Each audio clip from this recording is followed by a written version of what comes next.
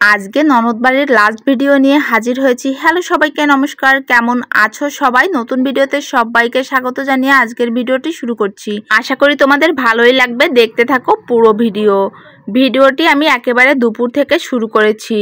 দুপুরে ওই দিন হচ্ছিল ভূমিকম্প। তোমরা কে কে টের পেয়েছো অবশ্যই সেটা কমেন্টে জানিও।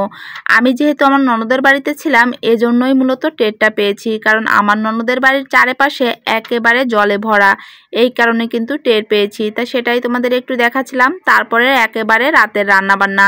রাতে আজকে রান্না করব ট্যাংরা মাছ আলু দিয়ে একটা তরকারি, আর করব হাঁসের মাংস। সব কিছুই গুছিয়ে নেওয়া হয়েছে, আর আজকে সব কিছু গুছিয়ে দিয়েছে আমার ননদ আর ভাগ্নে বউ।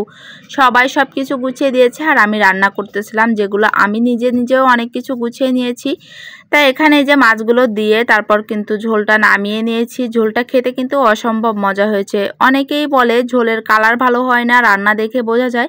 যাই হোক, আমার রান্না ভালো না বা খারাপ সেটা আমার কাছেই থাক, আমরা তো খেতে পারি, এটাই অনেক। এটাই ভেবে সবসময় ভালো থাকে যে আমরা তো খেতে পারি।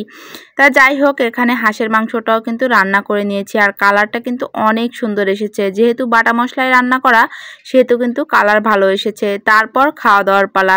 ট্যাংরা মাছগুলো ছিল একেবারে তরতাজা, মানে ওই দিনই কেটে তারপর রান্না করা হয়েছে, এজন্য খেতে কিন্তু অসম্ভব মজা হয়েছে। কিন্তু হাঁসের মাংসটা কেন জানি অতটাও ভালো লাগেনি। এবার এবছরে প্রথম হাঁসের মাংস খেয়েছি, কিন্তু অতটা ভালো লাগেনি। বিকালের দিকে যাচ্ছিলাম একটু ঘুরতে। এই যে ধান ক্ষেতটা দেখতে কিন্তু অনেক ভালো লাগে, আর ওই যে বলি না, আমার ননদের বাড়ির দিকে পরিবেশটা কিন্তু অনেক সুন্দর। হাঁটতে হাঁটতে যাচ্ছিলাম, এই যে আমার ননদ আর একটা মইমা।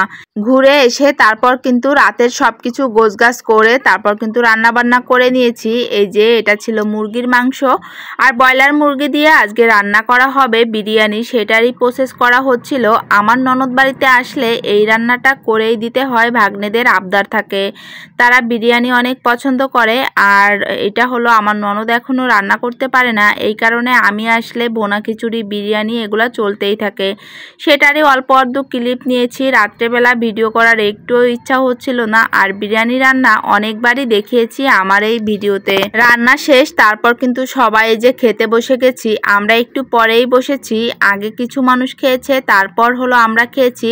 আর এখানের এই চুই ঝালটা একটুও ভালো ছিল না, কেন জানি না। যখন কেটেছি তখন তো ভালোই ছিল, পরে কিন্তু কেমন যেন ভিতরটা ছিল, একটুও খেতে ভালো লাগেনি। চুই ঝাল খেতে কিন্তু ভীষণ রকমের ভালো লাগে আর কি। বাড়িতে আসলে চুই ঝালটা খাওয়াই হয়, আর বিরিয়ানিটাও কিন্তু অনেক মজা হয়েছে। আর এই দেখো, এই চুড়িটা আগের দিন মেলায় হলো পেয়েছি, আর আজকে হলো বাড়িতে চলে যাব।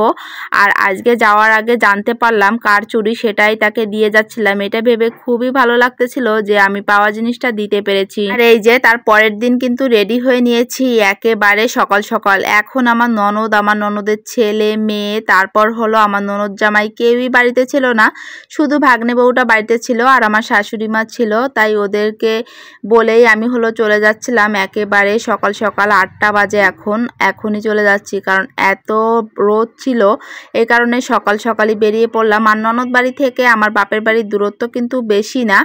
তা পরবর্তী ভিডিওতে দেখা হবে আবারও। আজকের ভিডিওটা যেতে যেতেই শেষ করছি, পরবর্তী ভিডিও দেখার অপেক্ষায় থাকো। বাই বাই, টাটা সবাইকে।